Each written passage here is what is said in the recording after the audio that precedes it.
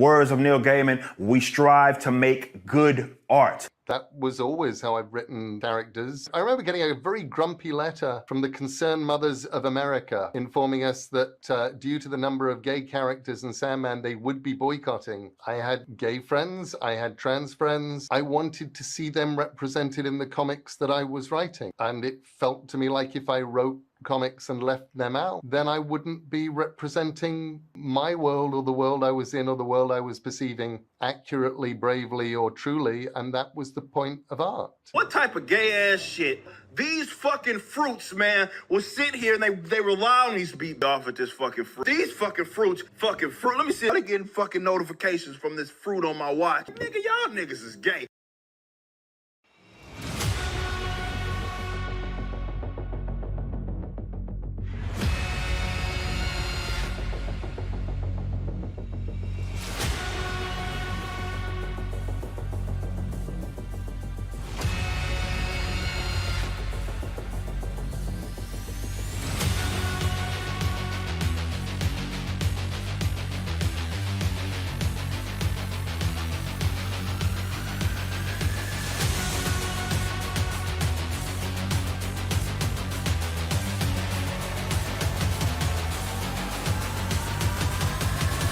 But man, you can't deny that view.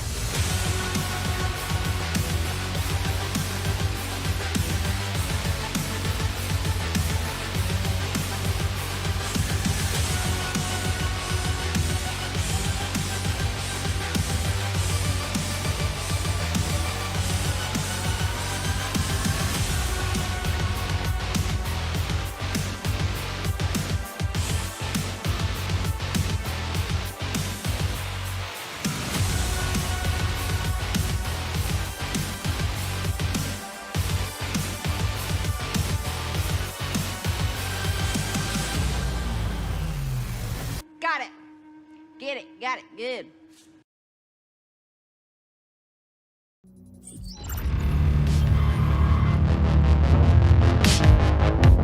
Any of you incels, QAnon, 4chan, Snyder Cut motherfuckers want to get out of line now? Anybody? I think so.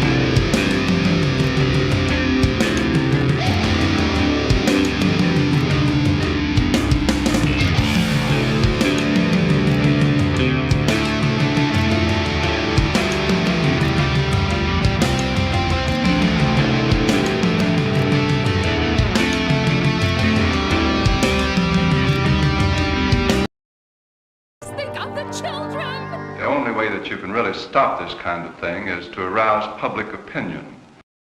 It's very upsetting, and it has a bad moral effect. Forced adversity.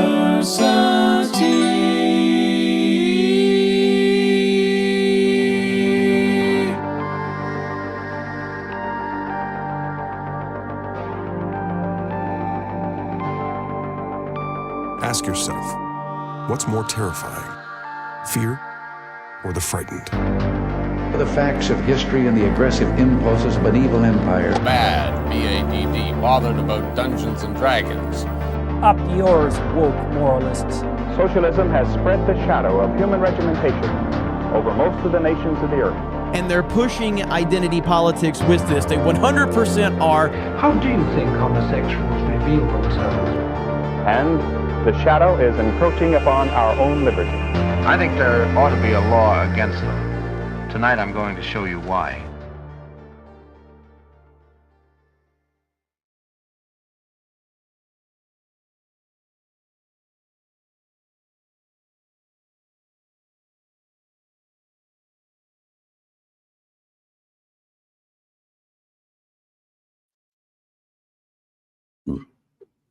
Hello, folks, and welcome. Welcome. My name is Dane. This is Force Diversity Podcast, FAPcast. If you are nasty, and I know some of you are, but you know who's not nasty? Morgan. It's because I'm spooky, not nasty. These are legally distinct terms. Spooky Morgan. Yes. I'm now haunting this stream. I'm Horror Dane. You are Horror Dane. It's a very lazy costume that I've got where I'm just a horror VHS from the 90s or 80s, I guess. But it's like it's you know, it's kind of like it's got a good vibe to it. You know what I'm saying? Like that classic horror sticker. I love it. Bright green to let you know, like, hey, pay attention to me. You know what's up. How you looking? Hello, folks. Oh wow, we got some wow, a chat thing from 7:53 a.m. I don't know who this is referring to. Maybe the because so before the stream, you can set a like a trailer or whatever. Yeah. And it was I think I set the recent short, the one that showed before the stream. Oh, so yeah. Talking Eric about July trading on Neil Gaiman's good name. Yeah. Like this is all right, I'm not gonna get into it. That's not what this is about. No, I mean that's a difference that's sort of scary. I mean it is scary. It's scary that somebody has like the freaking lack of integrity to I don't know. It's the classic horror movie, The Man with No Brain. I mean, basically the only thing I can say to that is I don't understand it. You know. But yeah, I'll say this. I kind of get it. I kind of get why he would do that because he's trying everything right now. Gordy, stop it. Wait a second. God damn it. I got to let Gordy in. He's scratching at the door. Eric has co-opted Gordy to attack the show. No, Eric is desperate because there's a little thing going on right now. I don't know if you heard about it.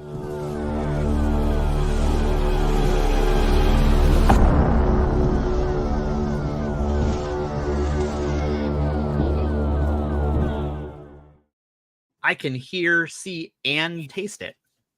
Everybody's talking about it. Like raspberry. Everybody's talking about the Chudpocalypse. It's a big deal. Yeah, well, you know, it's about time. It is about time. So we got Alex. Hey, Alex. You seem newish. I think I might have seen you once or twice, but relatively new. Definitely newer than McLeod. This Morgan person keeps showing up. God damn it. Yeah, that Morgan. I don't know about them. Seemed like a suspicious Morgan. Definitely not. Hey. There's Debbie. Oh, Debbie. Anyways, so yeah, we're just gonna have a loose one, folks. It's kind of a month of loose ones. Yeah. You know, well, maybe not next week. I mean, next week is gonna be very, you know what you've done. Next week's going to be fun for everybody except me. Yeah. So next week, you might remember we did basically FAPcast versus Morgan a couple of months ago, where we put Morgan on trial for, just the most gross, egregious opinions about the most true things that have ever been said. Terrible opinions, just terrible. Like where you even come up with this stuff? Are you doing this just to offend society kind of opinions? I mean, yeah. But my existence offends society, so I may as well just go all the way. Morgan thinks that they found something, I don't know, one or two things, I guess, maybe, that are like something that I think or I'm against or for, whatever, that's just like bad, no good opinions or something. I don't believe that's true. I think it's going to be they're bad opinions. They're bothered about Dungeons and Dragons, and that's why we're canceling you. Well, we did talk about that last week. And it was, it's cheesy trash. That was last week, yeah. When is the knife fight scheduled? That's going to be the series finale, I think. That's the. You know what? If you subscribe at Patreon.com and help get Dane, get us some travel budget, then we can have an in-person knife fight. All right, that seems good. But yeah, just do a couple of little housekeeping things around it right up the top here. So the initiative is going to be doing some horror content. on I guess the rest of the month, really. Basically, all the content on this channel is going to be horror. Well, if you're watching on the Initiative channel, then maybe not, but on my channel, yeah, probably so. Just it's Halloween month, guys. What do you expect from me? I think we're going to talk about one that I meant to do last year. We didn't ever get around to it, which is just a Mike Flanagan appreciation discussion. Mike Flanagan is the modern master of horror content. Very, very good at writing it, at directing it. He's got the Fall of the House of Usher out now. The what? I'm sorry. Huh? Yes, I did see that there's new X-Men. Yep, new X-Men coming. Damien from Australia. That's not a knife. You know? Shrimp on a bobby. I don't know, sorry. Well, I mean, if it's a Damien, that's classic horror movie name. Damien from Australia. Have we spoken? I think we have, right? Just you might need to remind me because I'm a bad memory son of a bitch. Anyway, so yeah, horror content, and in that regard, check this out.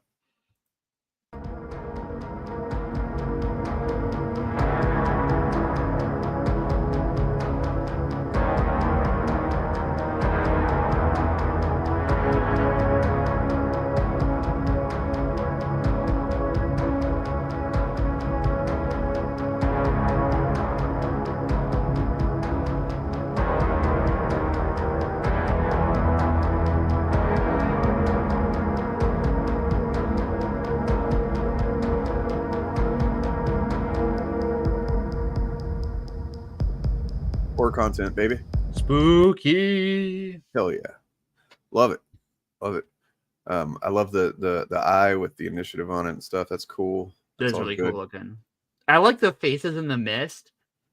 Like, it's funny because I know what those people look like when they're not shrouded in evil red mist, and they look really evil in evil red mist.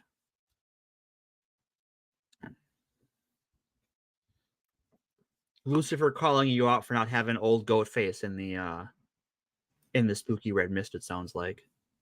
Do what now? But what? Lucifer notes that there is no old goat face in your evil red mist. Holy shit, that's true. Well, because it's an Initiative thing, and old goat face is a FAPcast thing. Yeah. You know, we got to compartmentalize these things for some reason that I just made up for no reason. I'm not the one that makes the rules here. Well, yeah, I am. Well, yeah, you are. Yeah. No. I literally showed the freaking pre-stream intro thing from my Friday show today because killing time. Woohoo! So speaking of killing time and fapping and horror and Christians, I think the tweet you shared in our Discord earlier is probably worth sharing on chat because it's oh god, yeah. It's talk about horror. Like, this is horrifying. I'm genuinely horrified. Yeah, it's pretty rough. Well, let me pull up the screenshot. Yeah, do your sorcery on it. Oh, right. I can just like watch chat in fucking StreamYard. I don't have to do it in YouTube.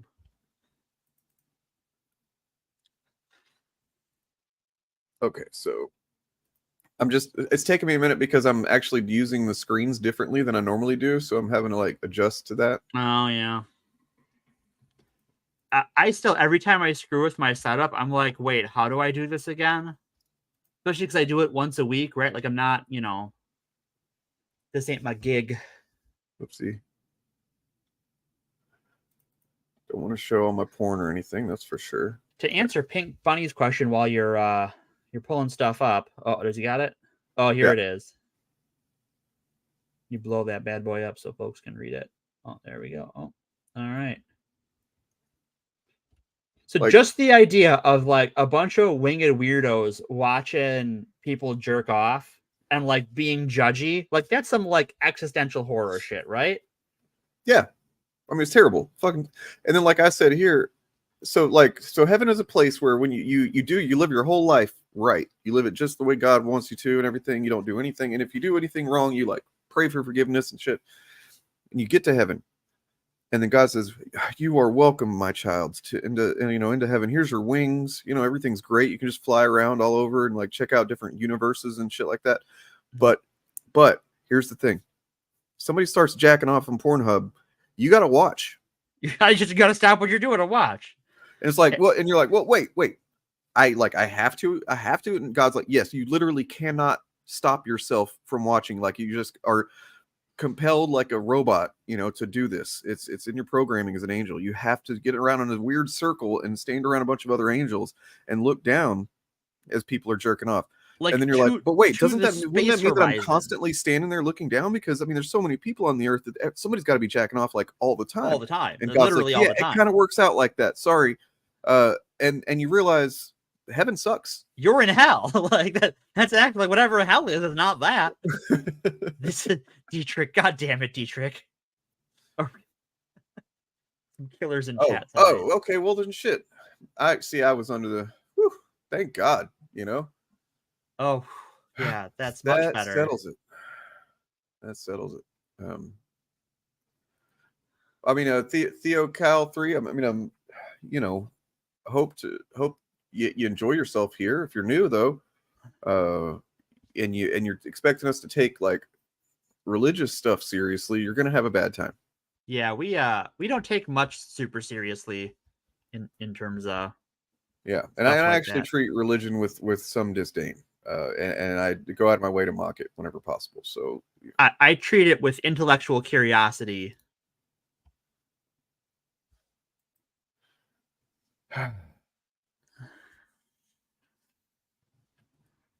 Oh, that's fine. You're good. Okay. Yeah. It's all fake though, so like who cares? Like we're reacting to what these people, the person that made this thing, think that is, it's just weird. It's just weird. Because it's that a bunch of sky people are watching everyone jack off all the time. Like that's a weird day job, right? Like sky captain in the world of tomorrow or something. I don't know. All right, so we're going to talk about the relationship between Christians and horror movies, just because it's kind of fascinating. It started off with me just thinking like, what movies have they been very much against? And there's like a handful that come to mind just without looking into it really for me. And it was like The Omen. The Exorcist was a big one. That's the one I know. And then Rosemary's Baby was another one. Okay. And then Rosemary's Baby also came out during the whole the initial when we thought we were done with, where everybody was debating abortion a lot. Oh yeah, that was I missed those days. Yeah, kind of all of them, but I'm like Greg, but I was also thinking about like there's some specific ones. There's some ones that they really got upset about, and then kind of tangentially, but this is a frustrating topic for me. Dogma, the Kevin Smith film. They got really mad about that. They really did. Kevin Smith famously showed up to the protest with a sign and like protested alongside a bunch of people. They had no idea what he looked like. They had no idea. Well, and in their defense, that's like pre-Wikipedia and pre-IMDb. So like you have to buy like a film trade to know what he looks like. Yeah. Well, and the thing is though that, and this is the frustrating part about that, you cannot get Dogma anywhere. No. You can't get it. Unless you have something, old DVD of it or whatever. That's all you can get. Is a used DVD from like I guess it came out in 99 or whatever, but from 2000 or something. There's no Blu-ray. There's no digital transfer. Mm-hmm. It just doesn't exist anywhere because fucking Weinstein. It's Harvey Weinstein's fucking fault. And I know it's like probably the 68th worst thing. It's like way down on his list of bad things. It is frustrating still. Yeah, so we're going to talk about stuff like this because I think it's kind of funny. And so what I started looking into was, and maybe you guys can Google while we're talking and you can find something more than I did, but like everything that I Googled as far as like trying to, find backlash to horror movies, Christian backlash to, a lot of it is just the question, what comes up is people asking over and over again, can Christians watch horror? Is it okay for Christians to watch horror? That's the one thing I've seen is that, like, are you allowed to watch this? And I think that's. So it became kind of like a thing for me. No kidding, man. This is fucking bad news. Yeah, that's the horror. What we want is Christians to get dogma out there and fight horror by adding comedy. I really want to see that Golgothan shit monster in just crisp HD, and it's just not going to happen. You know? Oh my God, don't even. I'm just gonna. Yep. So anyway, so that kind of got me on a bit of a sidetracked thing, and it's like, well, all right. So maybe that's what the episode's about. That seems more interesting to me a little bit. And also because I couldn't find anything about the other stuff. So we're just going to mainly look at some stuff that I found when trying to find the thing that the show was originally supposed to be about. How about that? Sure. Okay. Then I have a follow-up piece of that we can cover in part 2, in the back half. Okay, so let's see. Korra is. I might start going to Korra a lot more for these episodes. Just, maybe we'll have like a Korra segment for each thing. Sure. Because there's actually some interesting conversations that happen there. There's also some really fucking stupid questions and some really fucking stupid answers. But if so you dig it's the around internet. But I mean, if you dig around in there, because the thing is about Korra is I think most people are genuinely trying to understand things or explain things. It's not like social media where there's like really a fucking just this layer of irony and like who knows whether somebody, you know what I mean?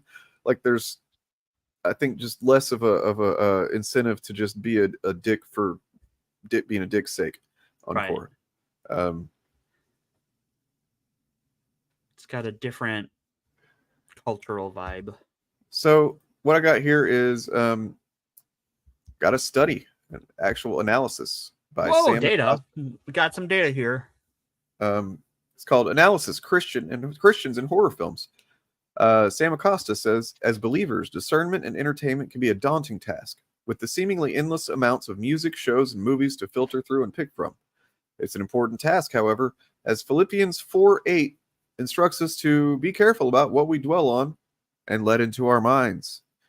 And I guess that's probably one of the things that they use to justify a lot of thought police and like content, control kind of shit.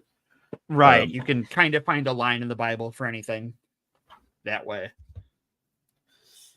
So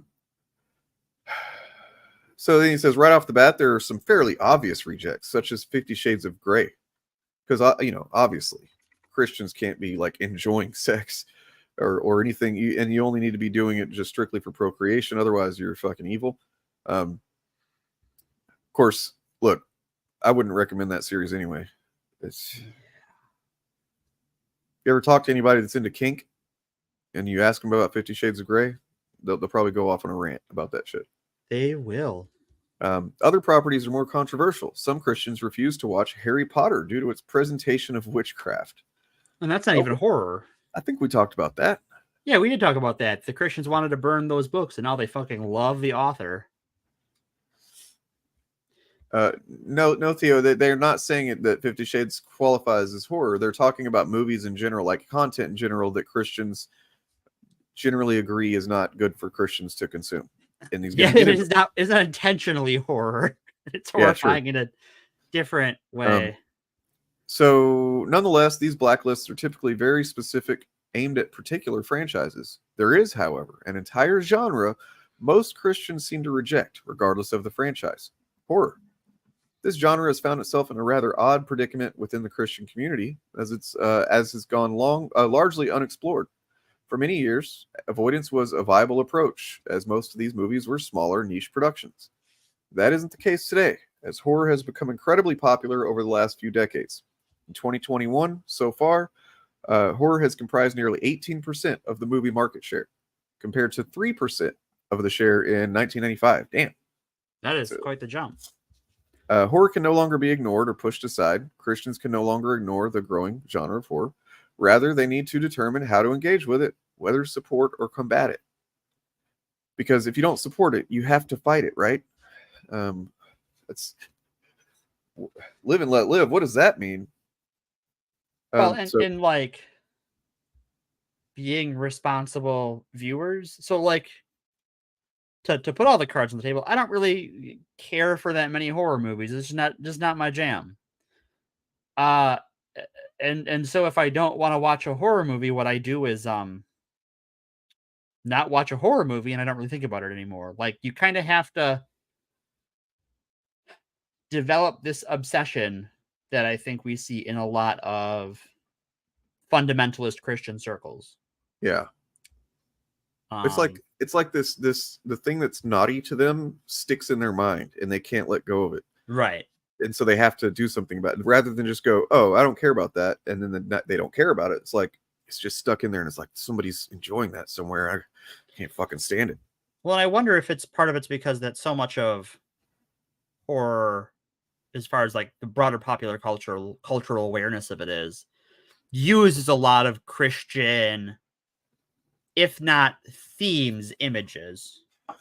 Yeah, we're gonna get into that for sure.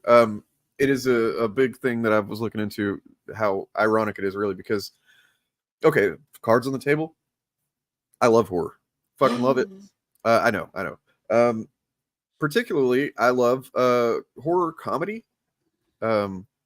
So, Shaun of the Dead is an obvious one that a lot of people know. Yeah. It's fucking classic. It's a great film. And then, there's lesser known ones like Psycho Goreman. I love that movie. That is the name. Okay, so it's like if a horror movie was inspired by Power Rangers. What the hell? Yeah. We should watch some clips from it. I don't mind getting a copyright claim for that shit. You'll eat the bullet on that one? Yeah, Ghostbusters, I mean, less so, because it's like the horror is almost like just kind of, I don't know. I mean, yeah, there's some horror. Like Ghostbuster to me feels like a comedy that has some spooky bits to it. Like Evil Dead, fuck yeah. Evil Dead is very good, but it's a movie like I've seen it. I love it. It's not a movie I go out of my way to watch. Yeah. And then like some of the Chucky movies, this Chucky series that's been out lately has been really good. It's on its 3rd season now, and it's actually deals with some real stuff too. And they handle it pretty well. But then I'm into some of the more straight up horror stuff. Like love Hellraiser. Hulu's Hellraiser remake last year was fucking awesome. I loved it. I think it's honestly better than any of the original Hellraisers. Like that was always a franchise that I loved the lore of and wanted but never felt like I got a movie that I could really love from it. Okay. And then the first one is kind of seen as like a cult classic. Yeah. So the Hulu one is like on that tier or better. It's way better in my opinion. Honestly, like it's yeah. I mean, I may be weird on that too. Like, but then another good remake of recent years, well, 10 years ago, Jesus, was the Evil Dead remake. Very, very good remake. It's one of the very few that actually, it doesn't surpass the original, but it takes it and does its own thing and does it extremely well, I think. Well, I think that's important when you're doing horror. When you're talking about like remaking a horror movie, is like, if you do it the same, how scary can it be, right? Like, where's the horror if it's a 1-to-1 remake? Well, I mean, perfect example is literally Psycho. Gus Van Sant back in like 99 decided he's going to remake the movie Psycho, and he's going to do it almost shot for shot remake. And it's like, what is the point of this? Yeah, I don't know. I don't know. Because like, if I have seen Psycho, and I actually didn't think it was that good. I mean, if you appreciate it for the time period it's in. Yeah, that's part of it. Is I recognize this is not a movie made made in our era. It's a different sort of movie. I disagree, Pink Bunny. I can make a pretty strong advocacy for the concept of remakes of its own. And I'm not saying that all of them are good or even most of them, but when you think about it, humans have always passed stories down to the next generation, and it's always retold a little bit. Details are changed, certain things here and there. The way the story is told is different. I don't think remakes are really much different, except of course the corporate aspect and the cynicism as far as corporations, which is why we get so many that suck. But yeah, I think it's in principle no different than passing stories down by generations. I think the difference is we have a media market, we have a media industry that is not particularly interested in the quality of the retelling, but trying to cash in on name recognition. True. I think the problem is, well, yeah, cinema is kind of it's become a real problem right now. Yeah. Like I said, I'm not trying to defend the state of remakes or movies right now or anything. I'm just saying that it's what's done with the concept that is a problem. I think that on its own, there are ways that if every remake was Battlestar Galactica, I don't think we'd be that upset about remakes. True facts. And I'm not even the biggest BSG fan, but it's good. No arguing that. Well, somebody mentioned The Thing.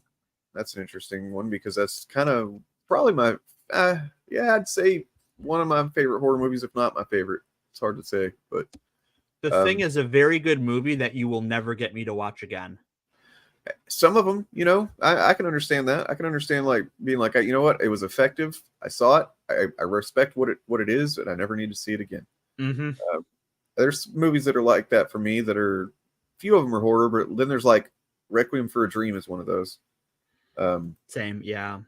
I never need to see that movie again. No. Nope. Never again. My brother was obsessed with that movie. I think that doesn't help anything.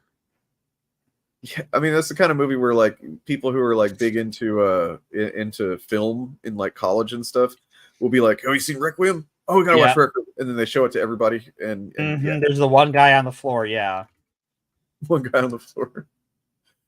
The Thing, I don't know if it's an annual watch, but I might need to make it that.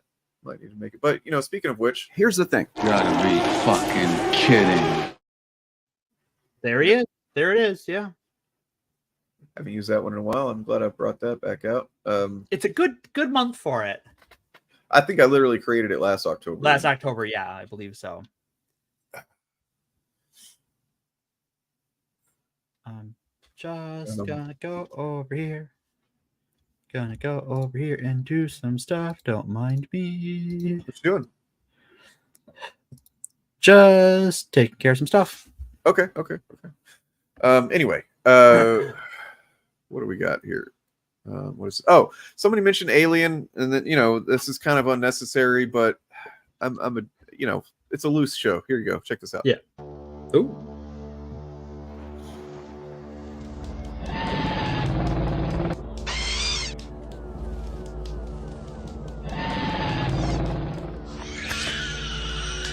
What the fuck? God damn it.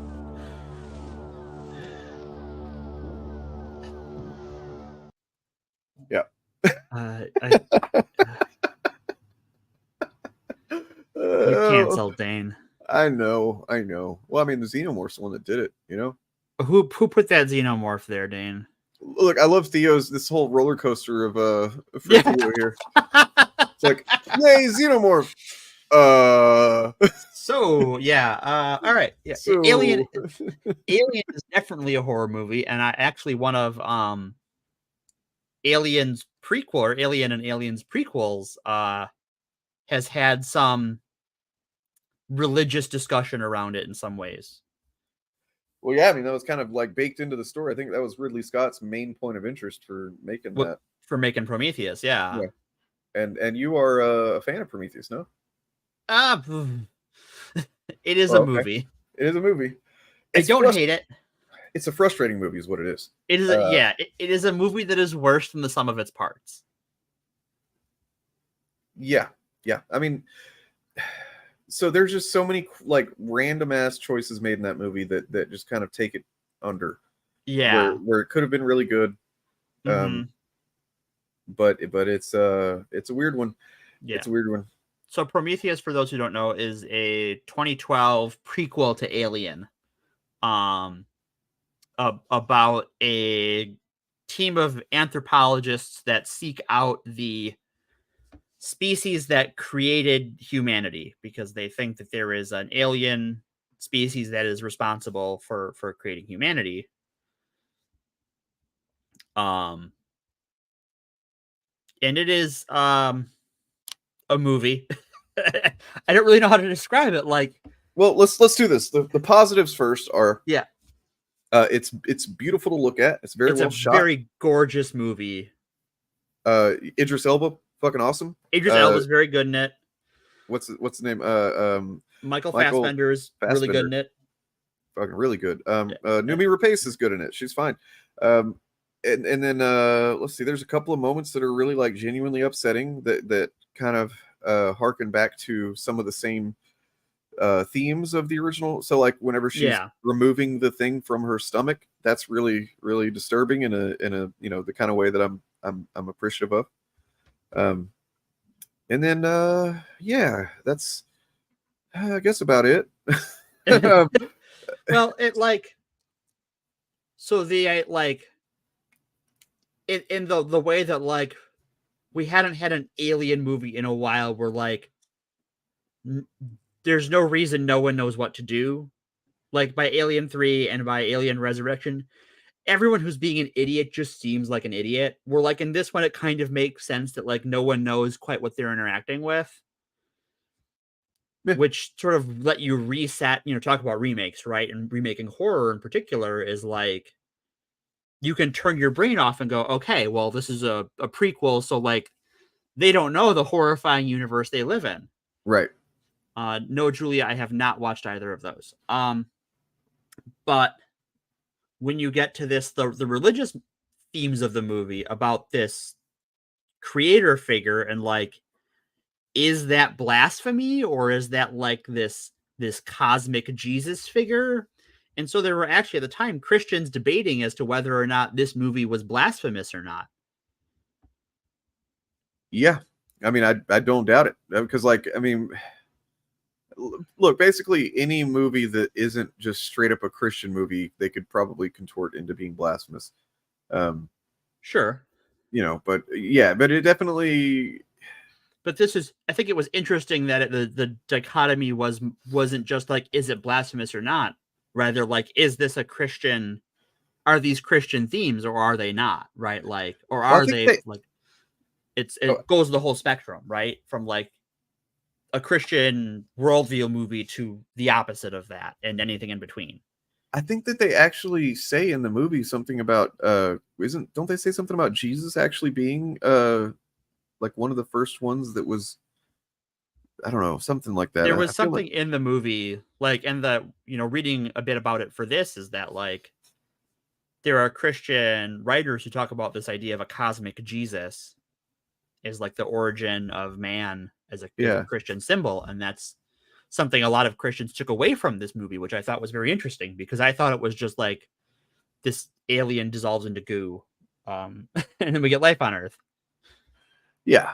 I mean, there's some good ideas in there for sure. And then, and like you were saying, there's things like, oh, fucking, what's her name? Charlize Theron, she's running from the ship toward the end. And it's like, why don't you just go left or right? Why are you run at an angle? You can see which way it's rolling and you're still just running straight on. You're so dumb. Also, why did they freaking cast what's his name, Guy Pearce to play put him in makeup 100-year-old man? Like I would understand maybe if he had some I was actually expecting watching the movie like, oh, there's something's going to happen, he's going to end up young, right? We're going to watch a video where he's young or something like that. Nope, just no fucking flashbacks. And I think the idea was that they were going to do flashbacks because they made all of those like fake TED Talk shorts. Yeah, I mean, he was slightly younger in one of those too. Like I think the intention was to like have flashbacks of him in the movie, but they never do that. So the movie, the real scary part of Prometheus is how you can make a not good movie out of a good idea of a movie.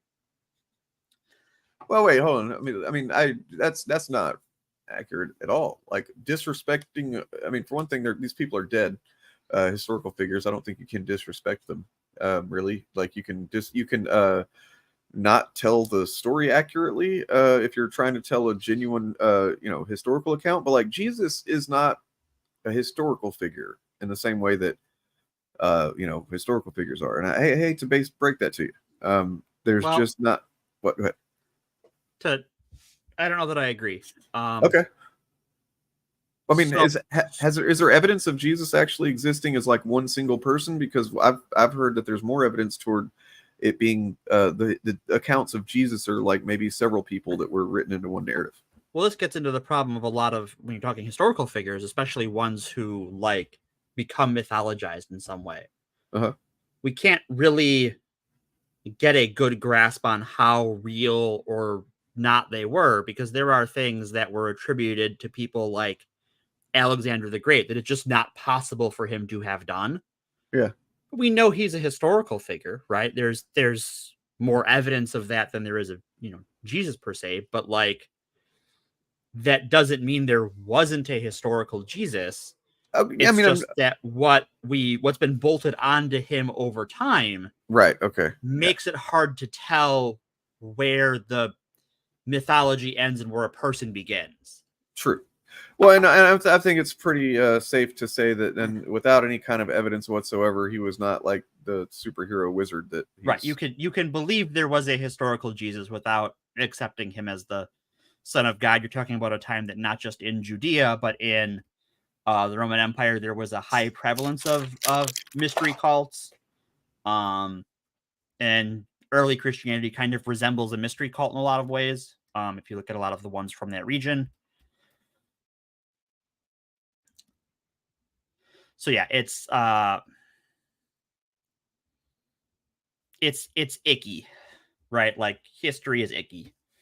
It's hard. It's hard to be objective because no one, when you're talking about historians, especially of that time period, no one's really objective, right? Because these are people that are hired to write a history, right? So like Josephus, who was a Jewish historian who worked for the Romans, wrote history in favor of the Romans because that was his job, right? Yeah. So like they're as much propagandists as they are record keepers. And I think that is, you have to kind of take that into account.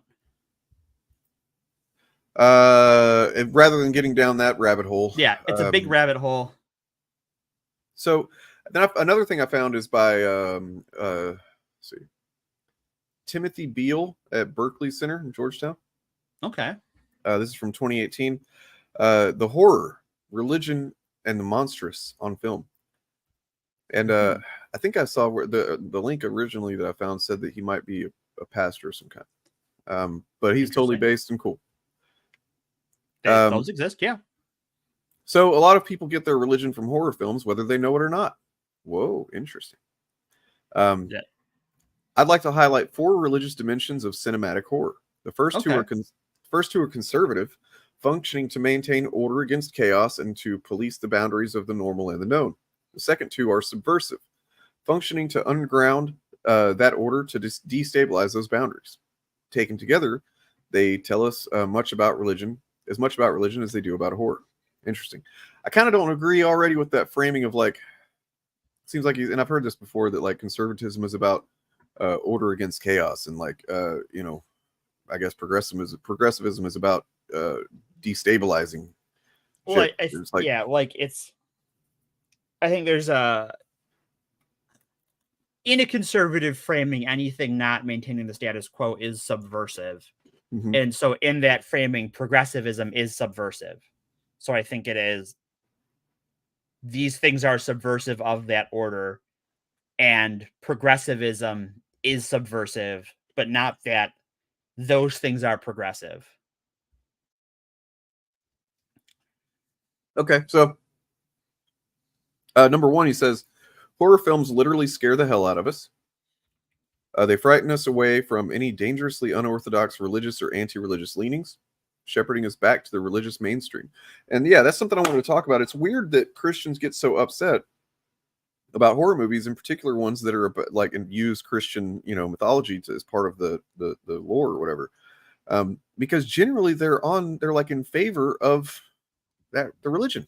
They're like, the Exorcist, for example. The Exorcist is all about a demon that's like corrupting this child, and they literally the priests come in and save this child and banish the demon and save the day. They're the heroes, Right. Like 2 Catholic priests are the heroes,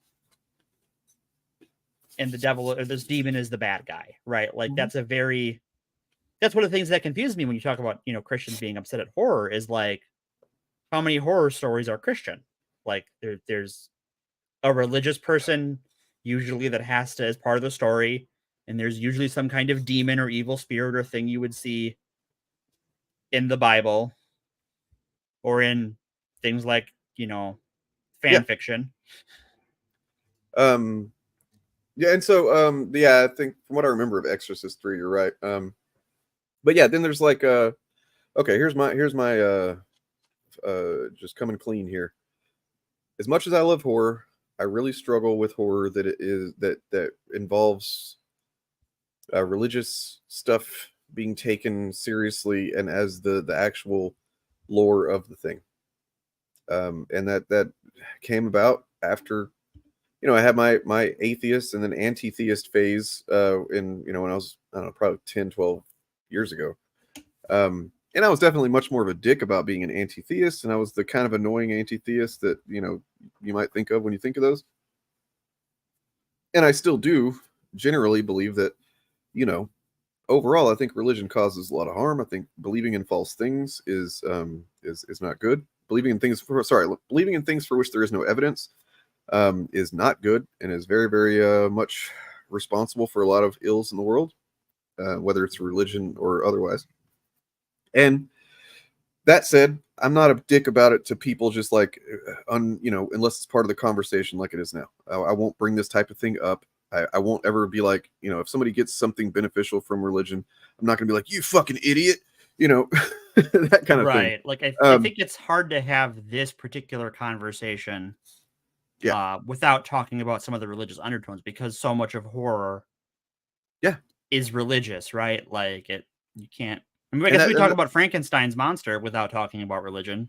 Yeah, there's something you can talk about. Like, but and I can even do, like, you can say that there's a demon, and I'm fine with that. Like, you can say that there's this, like, certain elements that you might find that you would find in like the Bible.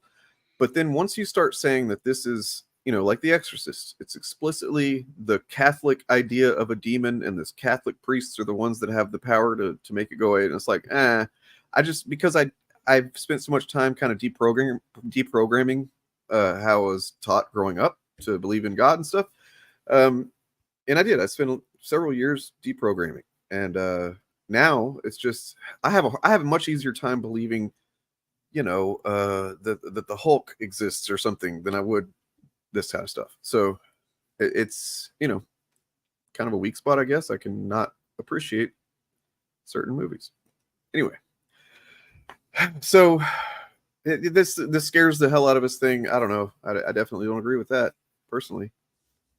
I think there's a level to it, right? Like, I think how many vampire movies have Christian trappings, right? Mm-hmm. Even though you don't necessarily need to put all those in there. We do for various reasons, right? Like, obviously when you tie it to, Vlad the Third was a pretty devout Christian and had some words to say about Muslims. And so that all can get wrapped up in that story, but like, I thought just one of the priests died in The Exorcist. I think one of them did, right? Anyway. I don't know that I finished The Exorcist. I think I just like got up and went to do something else. So let's move on to number 2 here. Horror films can be myths that sanctify order against chaos. So common is this kind of myth that religious scholars have a name for it: chaos kampf, or chaos battle, in which social and cosmological order is established by facing and overcoming monstrous forces of chaos. In the Babylonian, this is like, I honestly, this is not the article I don't that know I about thought. that. This goes way too deep in, and it takes a lot of this stuff for granted that I just like. Yeah, I tune out. I guess because for me, it's like, look at how many are that order is just like, how many horror movies have the whole like order is just the thing we slap over reality to like spackle over it so we don't notice how messed up it is. Like Blade. Right. There's another world beneath it. Yeah, a lot of like modern horror is definitely that sort of like monsters in the shadows. Yeah. and that civilization is just all turning a blind eye to it. Good times. And I don't have, I think, let's see, double check. No, I don't have a blade drop in here. Damn it. Anyway. Yeah, so we're going to move on from that one.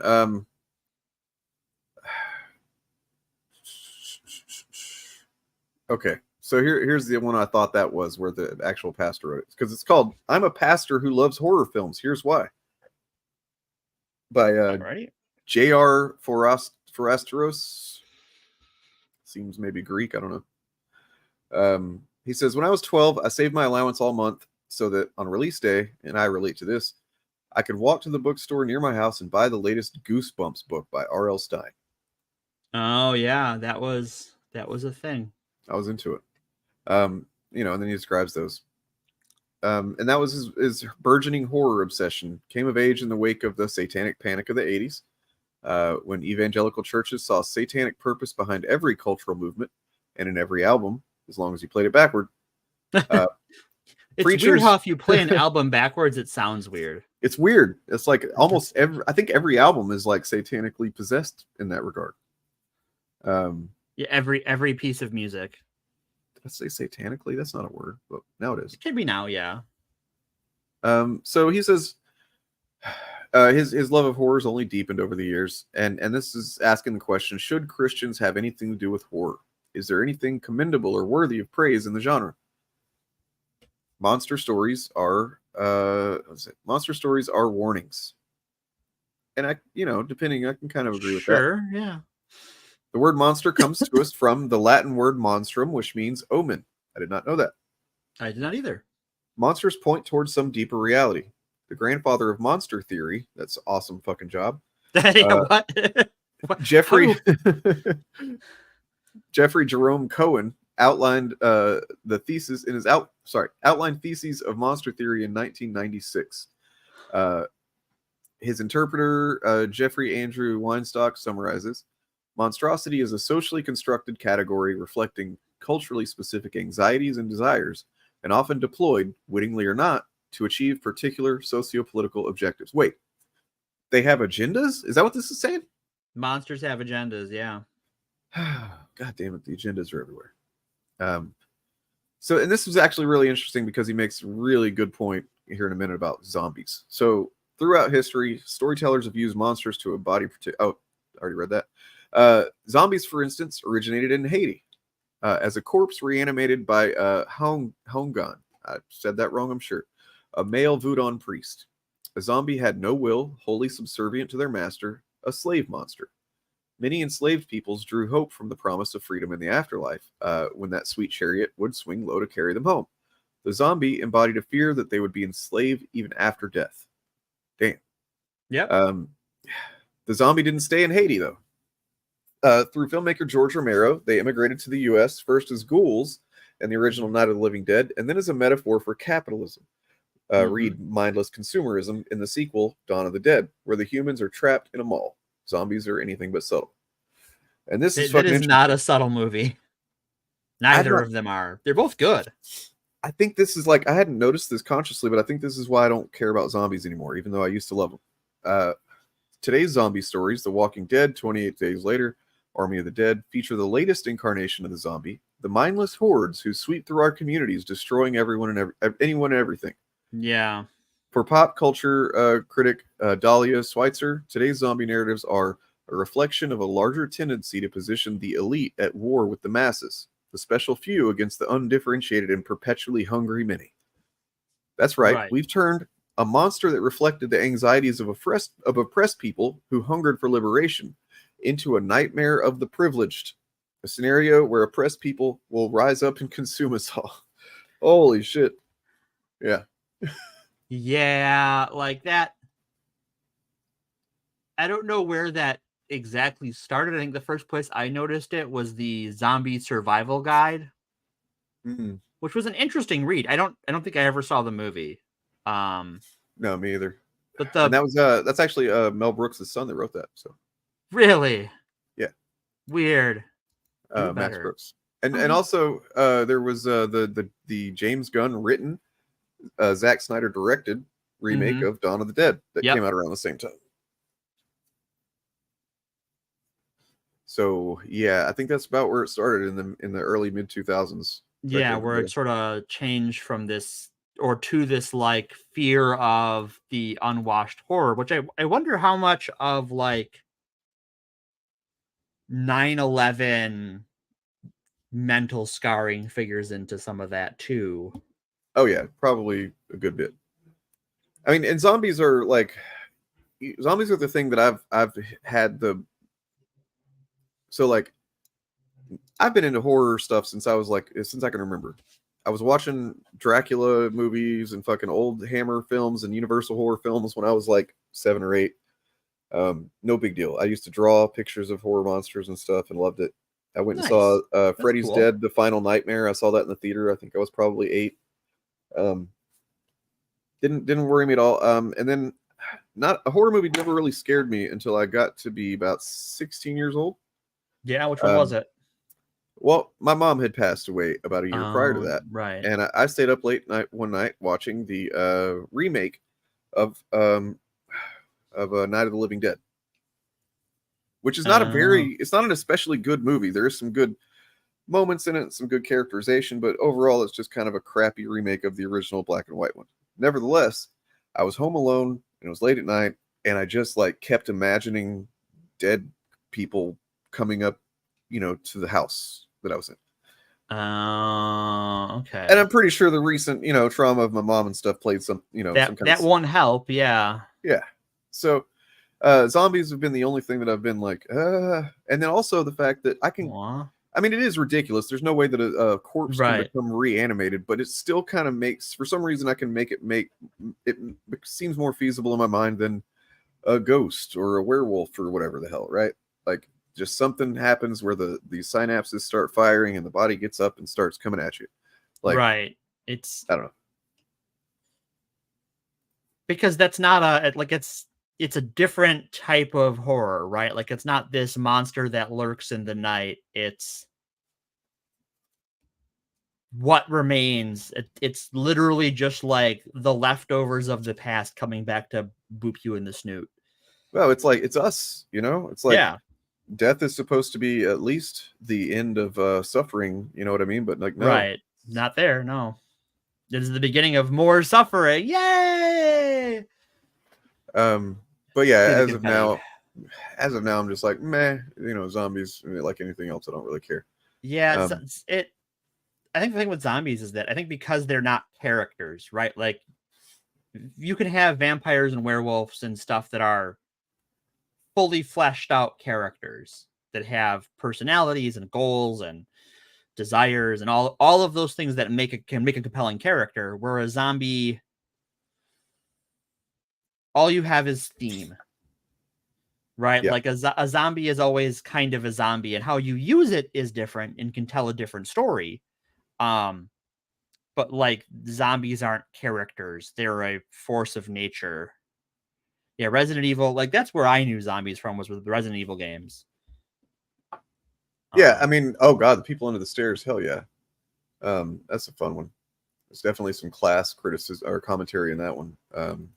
But nice. So if I can remember, I want to tell you guys something scary, like actually scary on a like a, I don't know, a existential level that I've watched in the last couple of years. Yeah. But I kind of want to save it.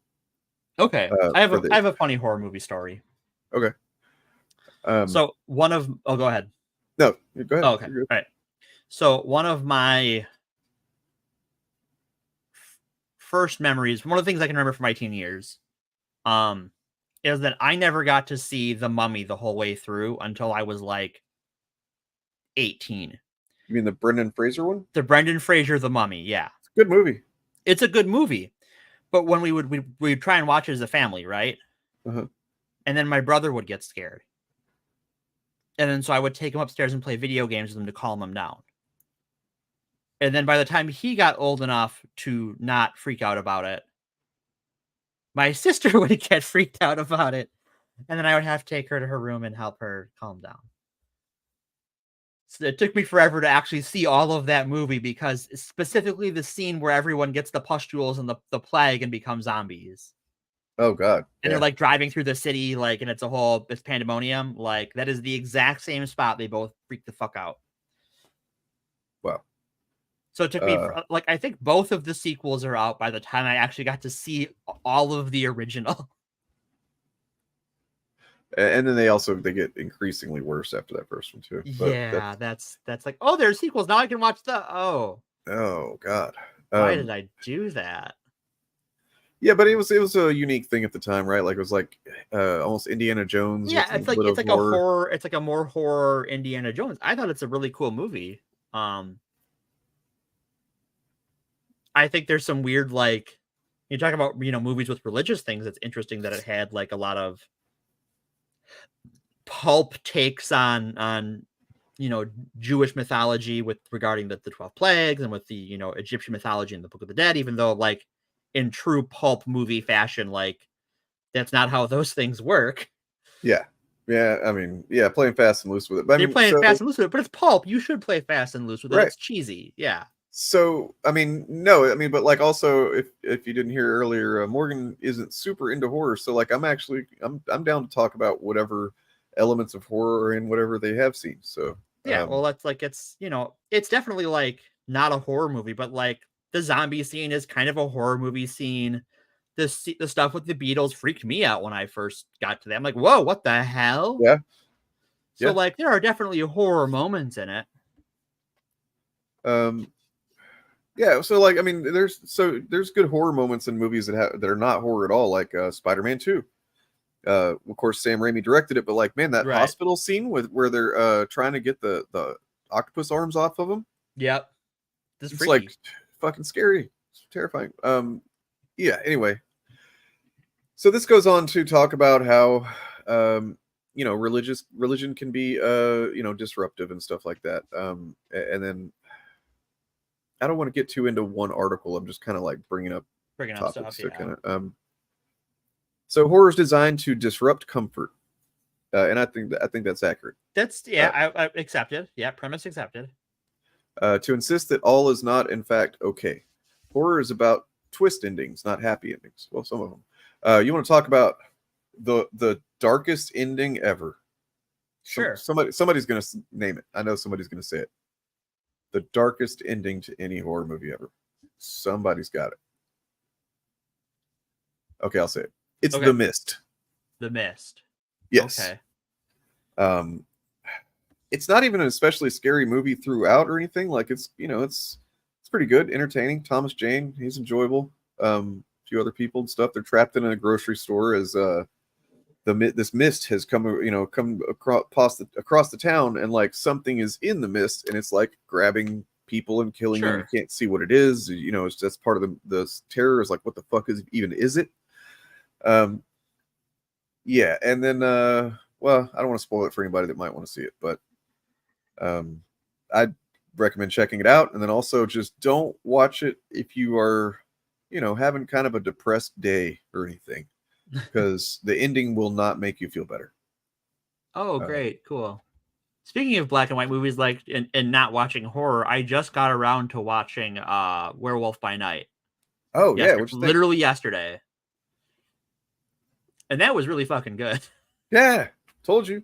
It's like, I believe you. I had no doubt in my mind. It's it's so refreshing. I wish Marvel would, I don't know, do more stuff like that, I guess. But I like watching Loki, and then watching that was like, I wish there was more of this and less of that. And I like Loki, but like I think just something that just like tells a story and like uses all of its time really well, uses its atmosphere and theme really well, and gets to the point. Yep. And it's directed by, I believe, Michael Giacchino? Yeah. Which is, he's done a lot of music so far.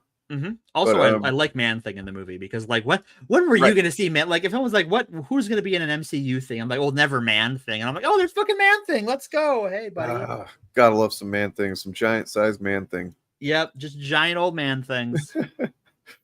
For anybody that's not aware, there literally used to be a comic book called Giant Size Man Thing. Yep.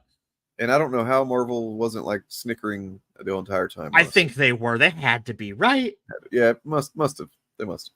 Like who was EIC when that came out? Giacchino. Oh, well, yeah, that was the and there we have it. Yikes! Right? That's that epic moment of failure on Wolverine's part. Anyway. Oh my god! Well, now another gold star in my book. Yeah, he was strangely adorable. Yeah. Well, in the comics lately, or the Avengers comics, the last couple of years, Blade had come across like this little sprout that had come off of, I guess, Man-Thing. And it was like a little guy, and it was like Boy Thing is what he called it. Aww.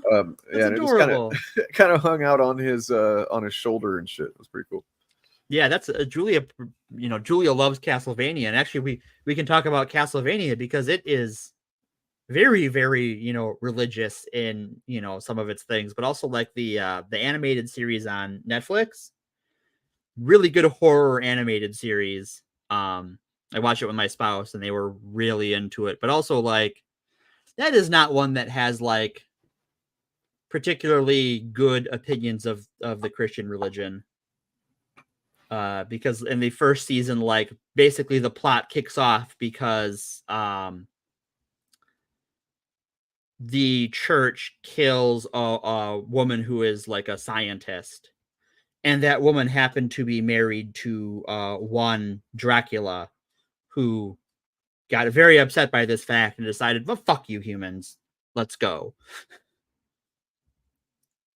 Let's see, I'm trying to find some yeah, here we go, some stuff about Psycho Goreman. You're back to Psycho Goreman. Let's go. Well, I mean, I love it. Yeah, and it's genuinely great.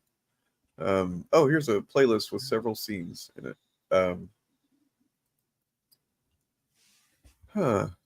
Okay, so here's the story of Psycho Goreman's origin. Okay, so this is a very low budget movie made in the fabled Canadias, the land of the Canadias. That's where Alpha Flight's from, right? That's the only thing Canada ever is known for, and I guess Wolverine. Yeah, and Justin Bieber. Who? Yeah, I don't know. So that's what I heard. Okay. Somebody said that one time. Okay.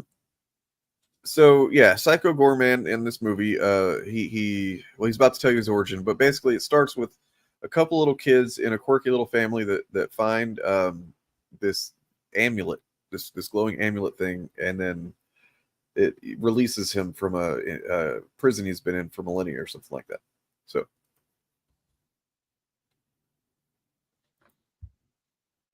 A tale bathed in the blood of a million dead memories.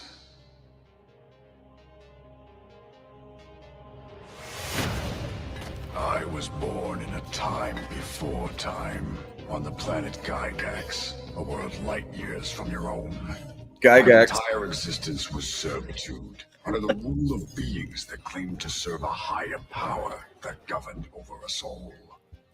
So what do you think about that Gygax name? I'm trying not to just die laughing. It's definitely done on purpose. Yeah. Oh, you think? It's a very nerdy movie. Like my soul is cringing. These entities, known as the Templars, had no more divine purpose than the dirt I excavated to help build their churches. But still, they were able to crush the people of Gygax beneath their gilded heels. The Templars. So they're WotC? Scriptures declaring kinda. Rightful I'll show myself out. Gygax. To them, we were nothing more than parasites trespassing on hallowed ground. That kid was weird. Shh.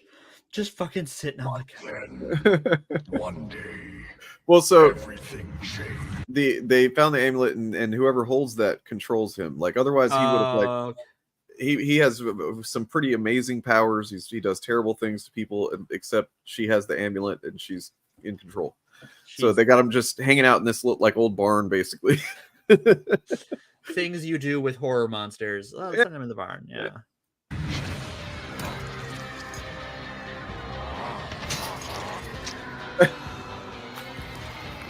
What the fuck?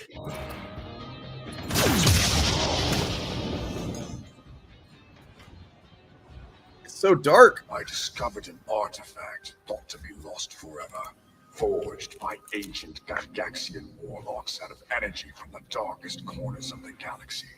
The gem of Wisconsin.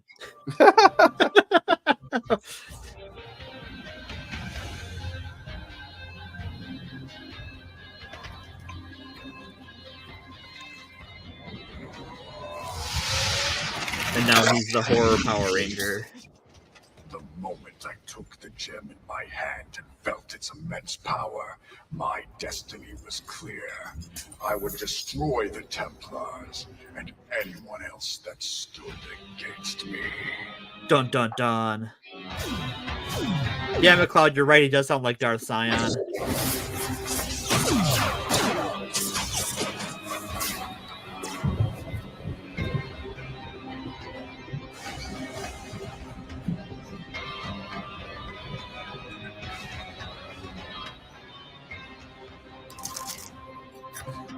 This is bizarre. The gem bonded with me and gave me power beyond all other beings. I was able to raise an army, led by my loyal generals, the Paladins of Obsidian, and take back Gygax. But I didn't stop there. It was clear that my thirst for death would only be satiated if I snuffed out all light in the universe. Oh, But I was overthrown and ladies and gentlemen, I'm gonna die. You love it? Is that what you're saying? It's just such a fucking. It's so cheesy. Oh yeah, it's that on purpose for sure. I know, but like it's a lot. So this is the only scene that's that like that. The rest of it takes place like on Earth, and they're just like dealing with the fact that he is a ancient, powerful monster. But he does stuff like this when they're like, yeah, you'll see. What the fuck? He's got a cowboy hat on. Yeah, they're he's in disguise. Get away from the kids! Right now! What the hell is that? Come on, just remember your training. There's no time. Shoot him! That is his training, right? Like that's actually police training. Yeah. Accurate. Yeah. Oh, and that little like weird gross brain balls thing down on the ground. Yeah, what's the turd on the ground? Well, that was a little boy that was friends of theirs. That he got turned into that whenever the girl got mad at him and asked Psycho Gorman to turn him into that, basically. Okay. So he's just like a little brainy ball of shit that just kind of scoots around now. All right. It's actually a little boy. But he got off light compared to these cops. Yeah. Let those hit you. Hurry up, PG. We don't have all day. You are the protectors of this realm. I was expecting something a bit more impressive. Who are you? Who am I? Let me show you, law dealer. What the fuck? He's hand fucking him.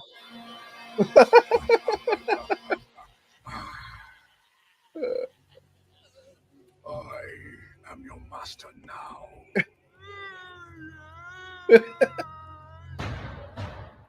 Tell your people darkness has fallen. Resist the eclipse of my power again, and I will not show you the mercy I've shown your friend. Run.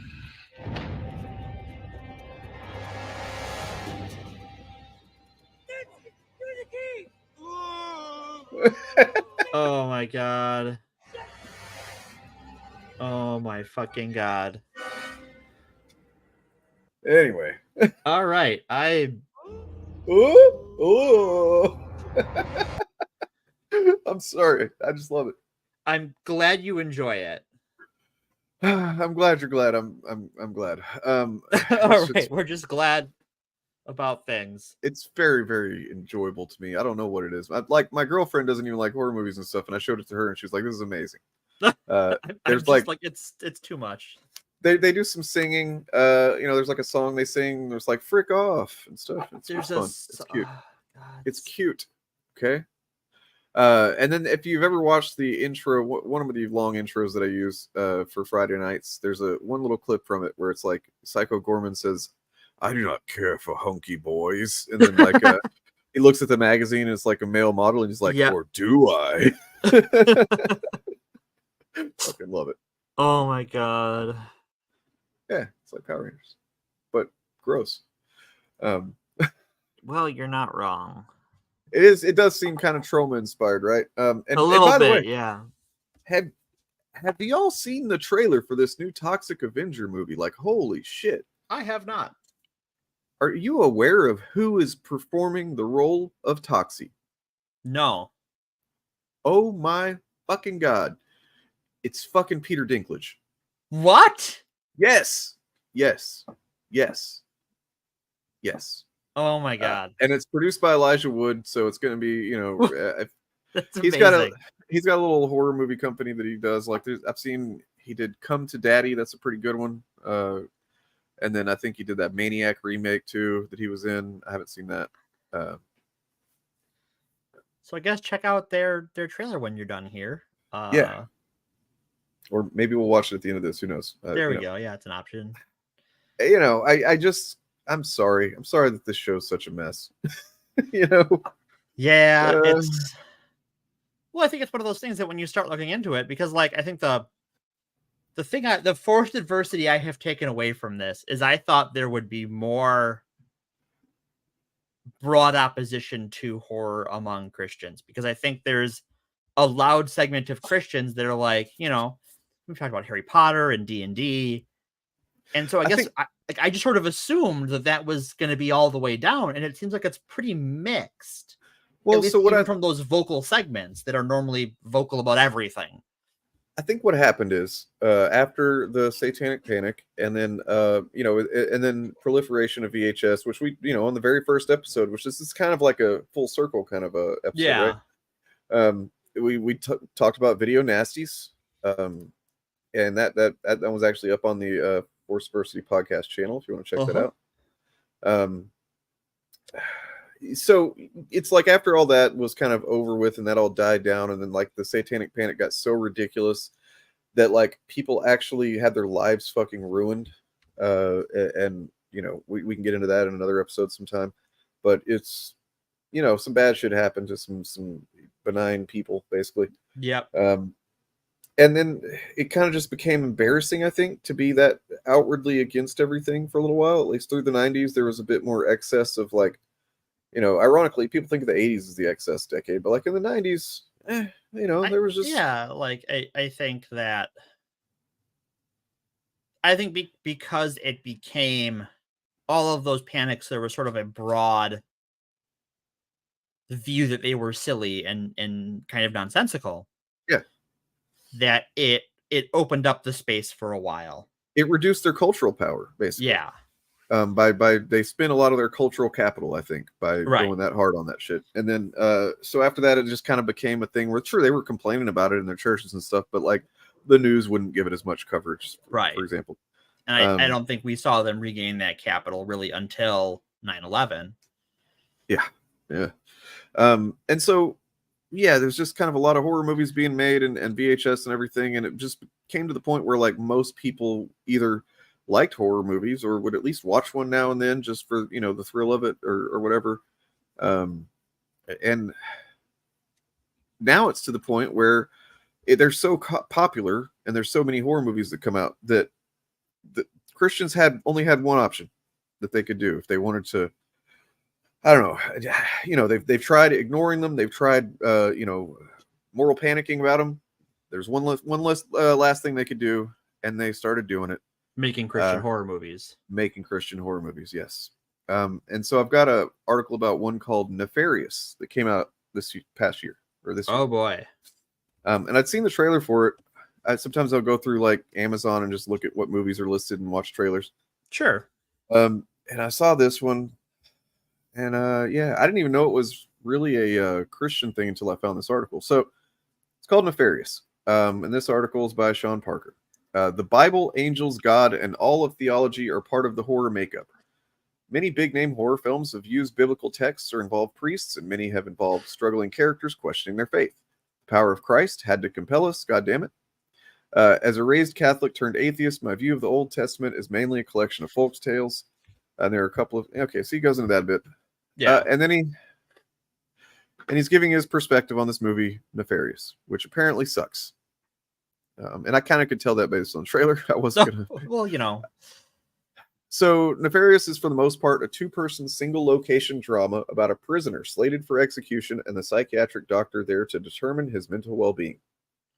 When the Dr. James Martin first meets prisoner Edward Brady, played by Sean Patrick Flannery, he tells him all about the sinister scheme he hatched to kill his last doctor and lure James into this exact position.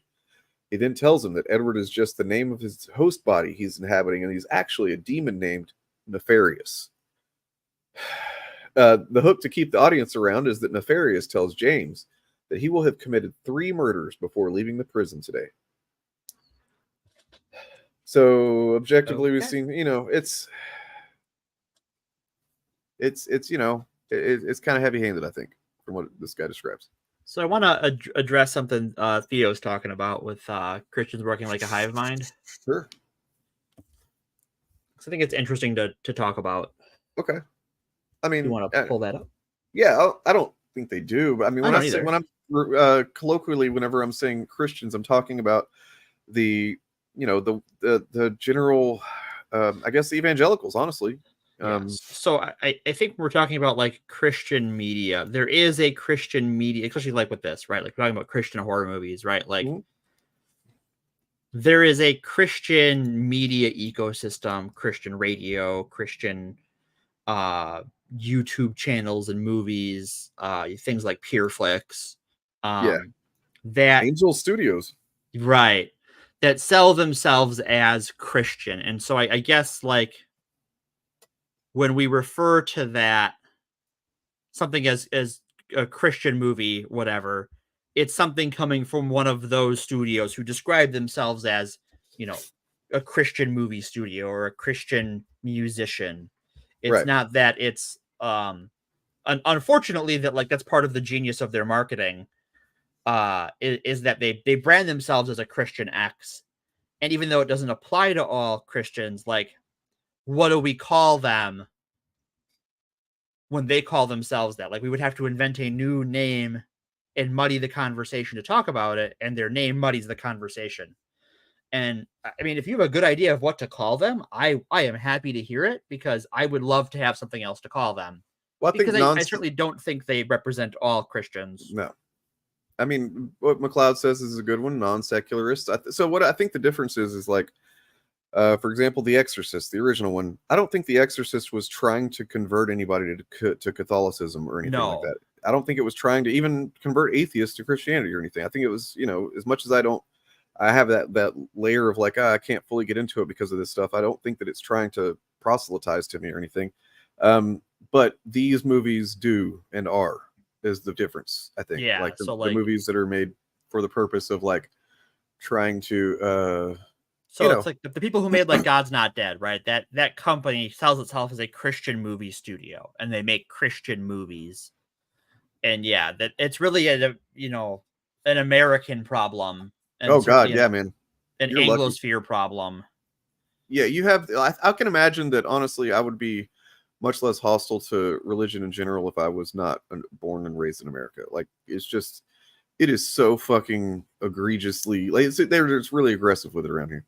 Yeah, like, and I think that we also export it to like the Anglosphere. Like, people see him in Australia and are like, "What the hell is this about?" And like, so yeah, if you're a Christian in a non-English speaking country, then yeah, what we're saying is going to sound a lot more targeted or a lot more broad than it is.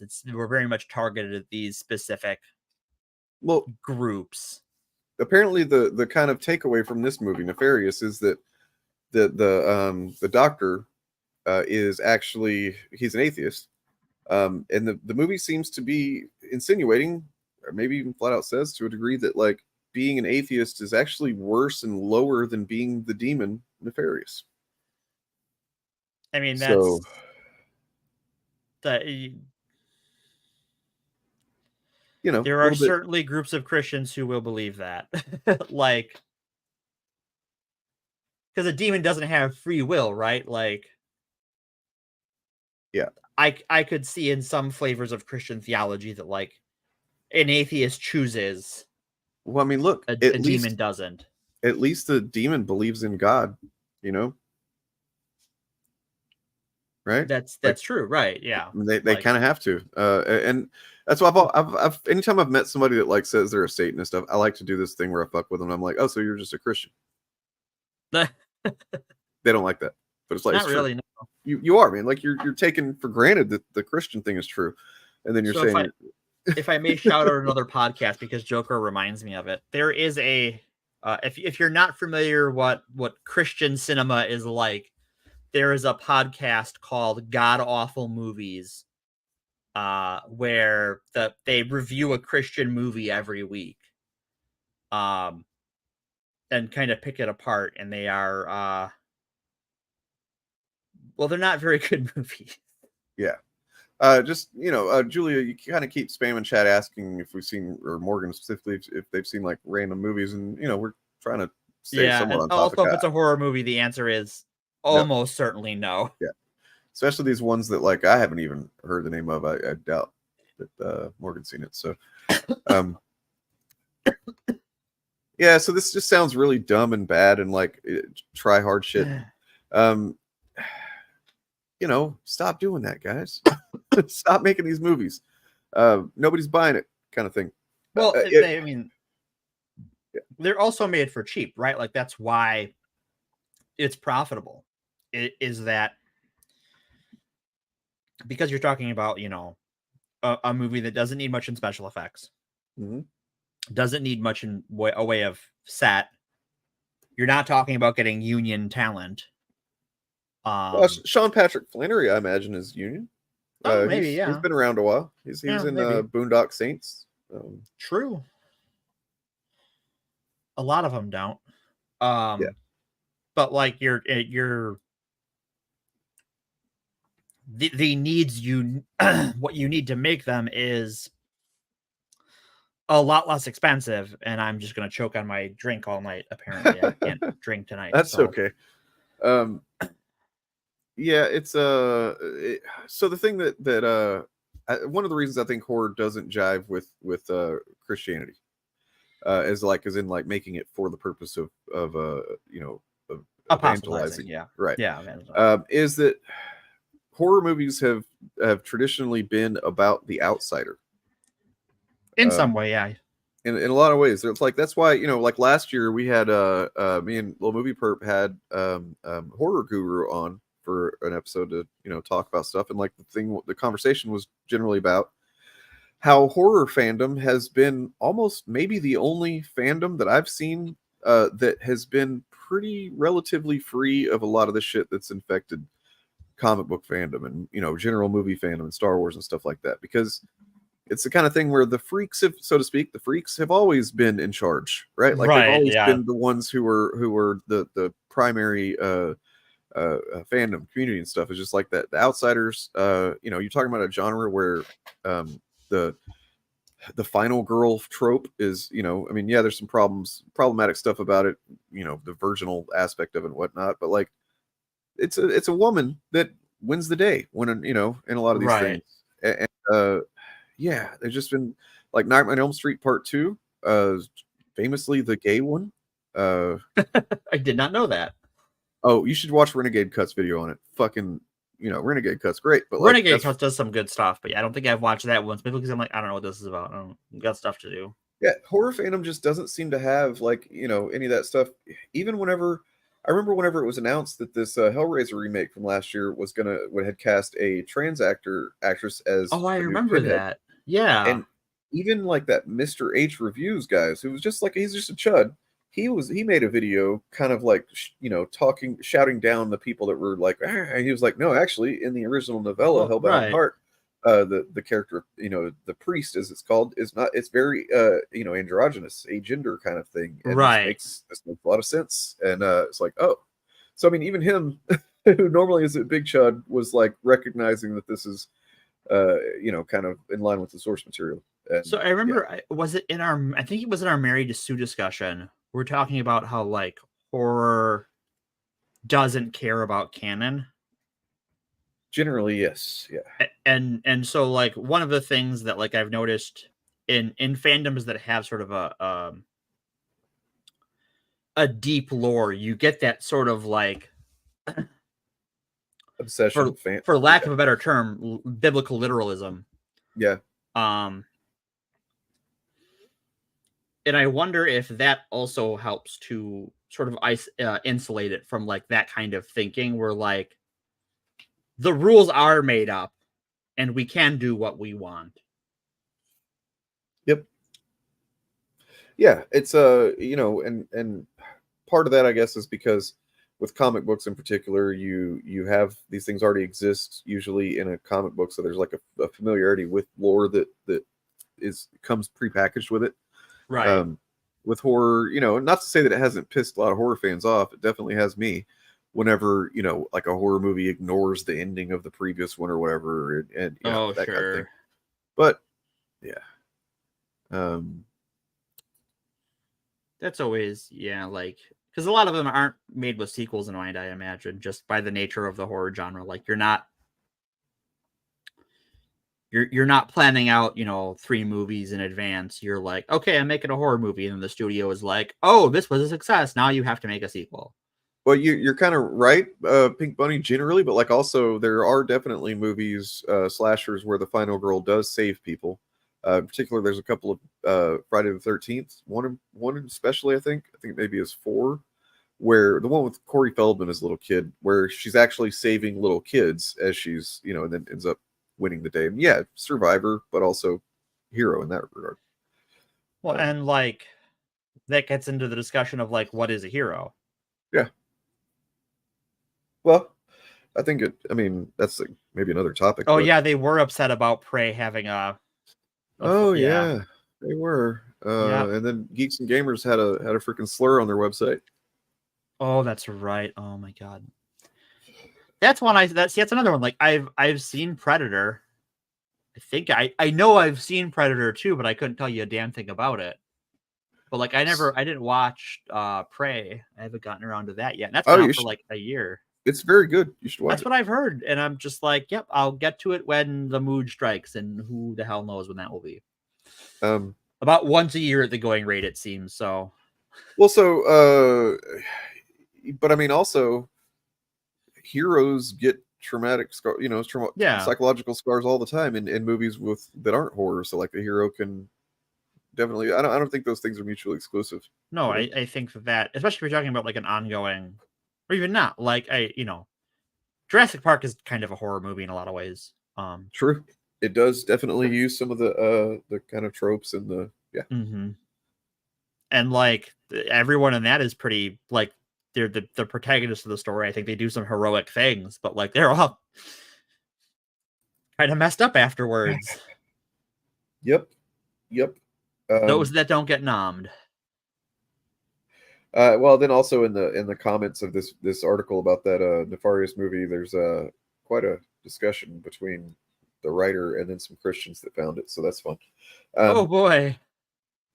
So one thing that I have that we can look at is some screenshots from Quora. Might be just kind of fun. This would be interesting to see what the discussion out there is beyond us, because all I found researching this was kind of that like it's not, there is not a loud segment of Christians that is upset about horror movies constantly the way they are about other things. So generally, it does seem like this, overall, of course, not making them a hive mind, but like, there is a lot of just live and let live type of thing. They might be judgy about it, but they're not going out and like, they're not making a deal, right? Because that's what I was said earlier, right? Like if you don't like it, you can just not. So here's as a Christian, do you feel it's okay to watch horror movies? Then Thomas Ewing 68-year-old Christian. I bet he's got a great response here. No, but it may seem rather silly. So life is so interesting and wonderful. Who wants to cheapen it with fantasy and wishful thinking? And just immediately gets into these value judgments that I think are fucking just. And this guy takes this stuff for granted, right? Like it's just cheapens your reality to experience a horror movie. Like what the fuck? Okay, so like does he's gone on about Ouija boards, right? Yeah. Do you know the origin of the Ouija board? A Christian made it? Oh no, it's a board game. Oh, yeah. Okay. It is a I forget which board game company made it originally, but it's like a Milton Bradley Parker Brothers kind of board game company that made the Ouija board.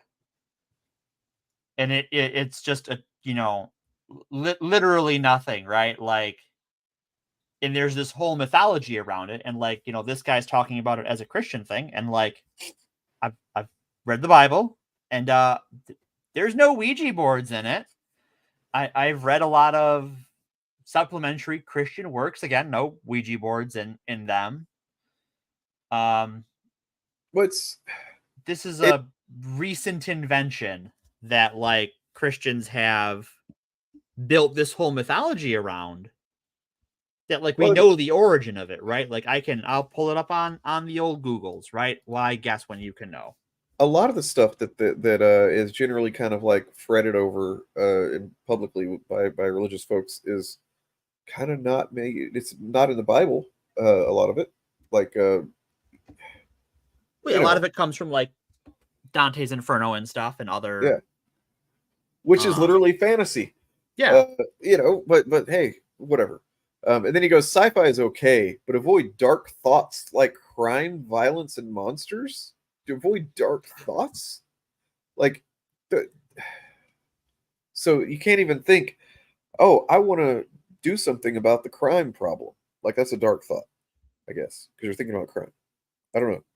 It's so bizarre to me, this type of rigid thinking. And I don't even believe this guy holds to that, right? Like he's probably fucking reading the newspaper and like looking for anecdotes of some crime happening that fulfill his biases and stuff. Anyway.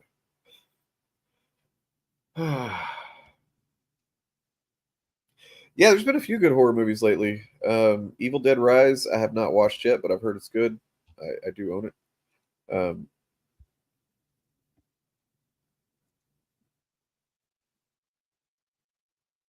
Christians in America believe in all kinds of dumb shit. They to explain Christianity in America,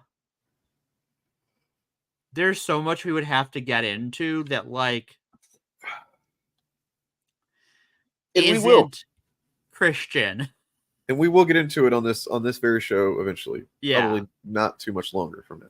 Well, I will tell you there's an episode in November where we're going to talk about something some American Christians believed for a long time. And some of them still believe to this very day. We're going to talk about that in November. But yeah, which is what? Catholics and how Catholics weren't Christian and how that may have influenced some presidential elections.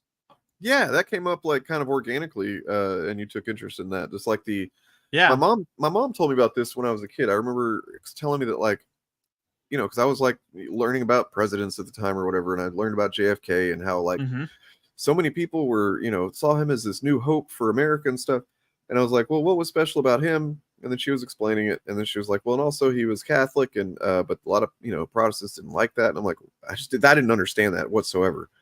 Like, wait, but they're all Christians, right? Yeah. Well, then what's the problem? Yeah. What so that mean we aren't. Yeah, you'll want to tune in on November 19th, Theo. We're gonna blow your mind. Yeah. Yeah, like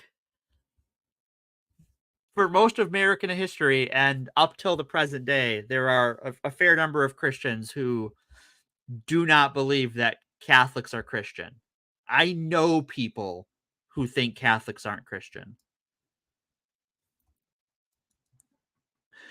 it's gonna blow your mind. Yeah, it's gonna be a wild trip. Well, I mean, just generally I think it's, real quick. It's kind of like there's a lot of focus on the saints, yeah, and on the Mary. Pope, and Mary, and like not, like, yeah, Jesus is in there, but like he's almost just one of the pantheon for Catholics in a way. That's how some people see it, I think. That's how some people see it. Yeah, like never mind who's on the post at the front of the church, right? Mm-hmm. I haven't seen that, Julia. I'm sorry. Julia, you're asking about some pretty obscure stuff, and I don't know what the point is. Yeah, I'm sorry. Like I'm very sorry. I can't help you on this one. Like I'm just not something I know. So then I got another one here we can look at. Oh, this one made me laugh. Very funny. Very, very funny. So can a Christian actor be in a horror movie? Would being in a scary movie go against their religion? So, and it says there, so this must be like maybe a non-Christian asking the question, just curious. And then Rashid Vickers, who's been watching movies for 25 years, says, faith in art is always a tough call to make. I, for instance, do animations, but I often wonder or worry about unintentionally making graven images. Since DC is pushing the Justice League as today's gods, like ancient Greece had Zeus, etc., I don't know if I'm contributing to idolatry just by making fun animations. So, I mean, assuming this person's legit, like they're actually maybe working on some, Justice League type content and working on the animation, and they actually are kind of curious, concerned that they are contributing to belief in false gods. Because DC is pushing the Justice League as today's gods. I don't know that that's right. I mean, I don't like that comparison has been made that they're like a modern pantheon, but I think that is they're fictional. They're right. Like there's no I don't pray before the altar of Green Lantern. Although I'm more likely to look, I got a Blue Lantern tattoo. I'm not going to get a cross on me. You do. But I saved the most ridiculous and funniest part for last, and there's a reason I hadn't shown it yet. Ooh. So they say it's really hard to call. I wouldn't sin against God for my art, like Chris Pratt kind of did. What? What master do I serve? What am I supposed to say? Jesus? Chris Pratt blasphemed here, apparently. Did he? I don't even think that's bad. Is that actually the line in the movie? Yes, it is. Okay. But I mean, I don't even think it's like saying anything of negative about. Yeah, Jesus. It's just like I don't see it. He didn't know. He didn't know what this context of what was being asked of him was. So right. He was like, I would say that's almost the opposite of it. That's like, I'm supposed to say the religious thing, right? Like, I don't.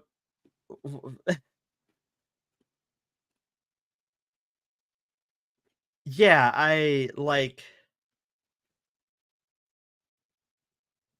I just. Oh. Wow. Yeah. Like, gods. Oh yeah. Yeah, the purpose that line serves in, other than being funny, is that it literally tells Tony Stark, who's never met any of these people before, that this guy's actually from Earth, and oh hey, cool. We can kind of relate. I wouldn't go so far as to compare Chris Pratt to Kevin Sorbo. Like Chris Pratt has that's not right. Some cringe shitty takes, but like, and we covered Kevin Sorbo a bit last week, and woof. Yeah, I mean, that's just not accurate at all. I'm sorry. Like, I mean, yeah. Chris Pratt has said some cringe stuff. He's also, a couple of years later ended up saying that, like, yeah, I kind of maybe took things too far because my father just passed away and he was like deep into the Christ sauce at the time and stuff. So like, it's I think that Chris Pratt is much more of a normal guy. He's probably more representative of the average religious person in America than not. I'm not gonna guess, but I don't like Kevin Sorbo is into some shit and is also a shitty person. And like you look at the things he said regarding like January 6th on January 6th, like there is no equivalent with, if I'm wrong, if you want to show me the Chris Pratt J6 support tweets or whatever, feel free to let me know that I'm wrong. I am okay knowing that I'm wrong. I would like to know that, but from what I have seen, like Kevin Sorbo is outright pushing for some fascism, and Chris Pratt is just a mainline Christian actor who's kind of chatty about it and maybe kind of shitty in his family life. But that's a universal moral failing. That's not specific to Christians. So Julia did actually mention one finally that I'm going to go ahead and take this opportunity to highlight that it definitely is. So this is one of the exceptions when it comes to what I was saying earlier about like this is Christ stuff. There's like it takes it all kind of seriously and then it has more focus on the demons. And it's going to be Tales from the Crypt presents Demon Night with this absolute fucking moment of goddamn fucking acting perfection. Just fuck, man, this is so good. This movie and this scene in particular is what got Billy Zane the role in Titanic. You're not worth the flesh you're printed on. Fuck this cowboy shit. You fucking hold dunk, po dunk, well they in there, motherfuckers! What the fuck? All you have to do is give me the goddamn key! Yes. Yes. I mean, we can watch the longer cut of that scene. I some context would be nice. Okay, so he is. This is actually a really good movie. It's kind of corny, but it's Tales from the Crypt. So in the movie, right? Like I kind of expect that. It starts off and Billy Zane is chasing the guy that plays the president, not the one currently, but before in the MCU. Chasing him in a car down the highway, and the cars crash, explode and stuff, and like the other guy gets away. Billy Zane is wearing a cowboy hat. He's got a long trench coat, and he meets up with the cops. The cops show up, and he's like, "Yeah, this guy, I'm chasing him down. He's a real bad guy. He's got something that doesn't belong to him." And you kind of get the impression that he's like the good guy at first. They end up in this nearby hotel that's like nothing else around, but this just old creepy hotel. Sure. And there's a cast of characters in it. You know what I mean? Like cast of weirdos in the hotel. Jada Pinkett Smith, or sorry, she was just Jada Pinkett at the time. She's in there, and then Thomas Hayden Church is in it. CCH Pounder is in it. Oh wow! And it's just kind of a Dick Miller, fucking iconic horror guy who's in lots of stuff. Let me see. Okay, and then basically, eventually, it becomes clear that Billy Zane is actually the bad guy. That he's there to get this key. It's really a relic that type thing that holds blood in it, and that the other guy has it because that blood can protect against, what Billy Zane is, which is a demon. And he's got all these creepy, cool ass looking demon guys that he's, I'll show you the scene here, that he raises from the ground, and it's just so cool, so fun, such a fun fucking stupid movie that I love. Yeah. Whoops. My bad. God damn it. My bad. God damn it. You're not worth the flesh you're printed on. Fuck this cowboy shit. You fucking hold dunk, po dunk, well they in there, motherfuckers! All you have to do is give me the goddamn key. Then we could get on with our lives. All right. This property is hereby condemned.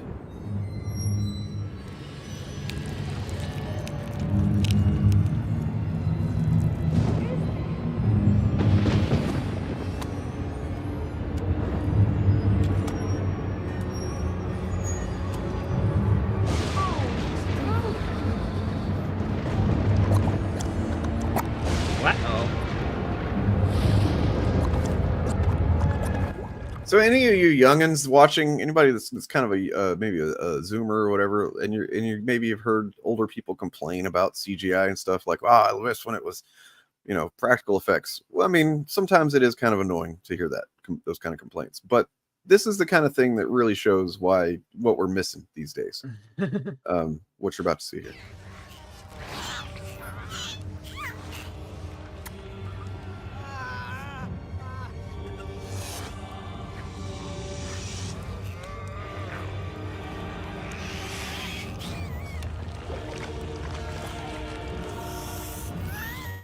Yes, rare horror movie directed by a black director. Also with spoiler alert, a black woman final girl.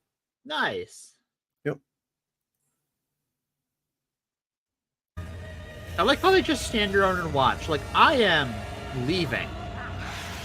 I like how they have these demons have piercings right whenever they spawn. When they hair ties. That's convenient. Like, I absolutely love the design of these creatures, though. They're very cool looking. Fucking cool, really cool. Anyway, so Demon Knight. If you haven't seen it, check it out. Don't watch Bordello of Blood, the one that came after it. No, not good.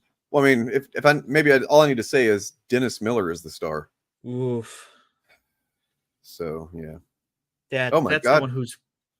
Is that Eric July in our chat? Holy shit. Uh-oh.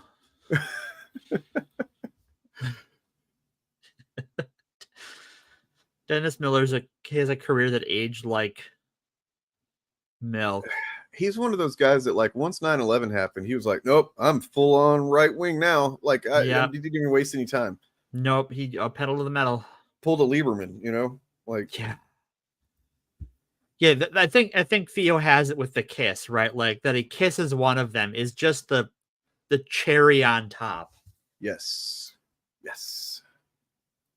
And then also CCH Pounder, like I said, was in that. And she's great in everything she's in. She's always great. But this is a good opportunity to show this little thing I cut together at one point. Check it out. Underrated actress CCH Pounder as the hotel owner, Irene. Who's that? CCH, yeah, the actress from The Shield. Love that show. Okay, yeah, no, I can do that. Yeah, let's see. What other errands do you have us running for the DA? What other errands do you have us running for the DA?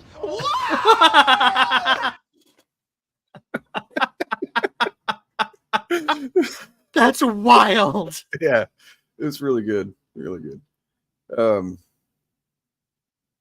Yeah, it's a really short movie. It's also comic book related. Like, I was in of course, Tales from the Crypt was obviously originally comic books. Yep. And the movie, this being the first movie of Tales from the Crypt, they made sure to introduce that as an element. So it literally opens on a comic book. I think all Tales from the Crypt stories do that, where it like opens as a comic book and then it goes into the real kind of thing. But then there's a little kid, Thomas Hayden Church's son in the movie, is reading a comic book throughout. That's cool. And eventually the comic book starts having some effects on the little kid and some stuff happens, but yeah. That's always fun. Anyway, so that one, by the way, the key that holds the blood thing, originally the blood that was all in there was all Jesus blood. Oh, okay. And then he's used it over time for however many centuries that he's had a possession of it, and so he says there's still a little bit of the Jesus blood in there, but yeah. Yeah. All right, well that's fun. Blood of Christ. That's often even in like pulp stories and stuff is like got some magic juice to it. Mm-hmm, mm-hmm. I mean, I would say that if I was gonna recommend any horror movie that has Jesus lore going on in it, that'd be the one, probably. Yeah, that's fair. It seems very well. I'm not surprised that it's a Tales from the Crypt movie. Yeah, I mean it's cheesy, but like it's kind of a horror movie for people that aren't super big on horror movies. I'd say, like if you just want to enjoy something that's not super intense, but it has like some cool effects and maybe some kind of gross moments or whatever, some cool deaths or whatever. Yeah, that'd be one. So speaking of that though, I think we do you know who brought us Tales from the Crypt? The Crypt Keeper. Oh, but you know who created? Who brought us the Crypt Keeper? Oh, Fuck yeah. Do we need to, are we paying homage? We gotta pay homage. We gotta let us pray. Are we getting out of here? Is that what we're doing? Oh, we can get out of here. All right, might as well. I think we've that's said what we true. had to say. That is true, guys. In case you're not aware, Tales from the Crypt, originally a comic book series by EC Comics. Yeah. And if you know these parts, you're from around these parts, or you've been here before, you know who we worship at the altar of, really. You know, and you make a movie about this man, and I'll watch it 10 times a day. Okay. He will. So we will not do this show anymore if you make a Bill Gaines movie, because Dane will not stop watching that movie. Yep. So be sure to subscribe if you are not. And yeah, I don't know. Hit like if you want to. Yep. So and tomorrow or next time we're talking about Dane and how Dane is a bad person. I'm really gonna be taking one to the chin next week, I guess. So and then if you want to learn about American Christianity, we're gonna have quite the interesting discussion about that in a few weeks in about a month. Yeah, it's gonna be fun. We're gonna start getting into some real serious shit, guys. In November, yeah, we're taking a nice cool down break period, even though that was the plan last week until some people fucked that up for us. But yeah. Oh God, how dare they, man? Are they so fucking it's just inconsiderate over there? Yeah, they really are. How dare they not think of our podcast? Well, it's okay, first it's Hamas and then it's Israel. It's guys, chill out a little bit. No, I just wanted to make fun of some doomsday preachers. The whole thing is a mess, and God damn it, I'm really just I think about innocent people that got nothing to do with nothing. They're just living, and then they might not be living. That said, if you haven't checked out, I think the Rapture record is still up on the Forced Diversity or on the Actual Fandom channel. So yeah, check that out. Here's what I'm going to do this week, by the way. I forgot to announce this. I'm going to start, however long it is, I don't know, it might be a couple days long, stream of just constant episodes of the FAPcast. Woo! This is something DJ Eric Debunks told me that he's done and recommended, and I was like, that's pretty interesting. So he took old streams of his and just basically edited them together back in a 24 or 48 hour thing. And you can basically just do it as a video premiere, and they'll play, and basically there'll be a FAPcast playing for however long. You can tune in, check it out. If anyone can FAP that long, they really have some high constitution. Yeah, well, I'm gonna try. So, I believe in you. Well, I'm glad somebody does. Anyway, praise Bill. Thank you, Ethan Van Sciver, for being a piece of shit. Bye. Praise.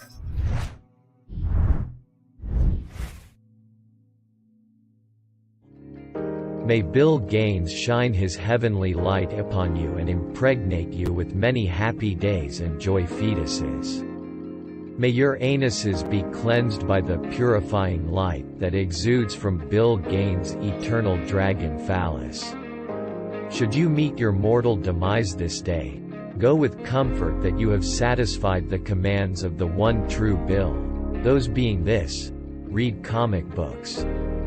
Fuck the dumb shit. Be yourself.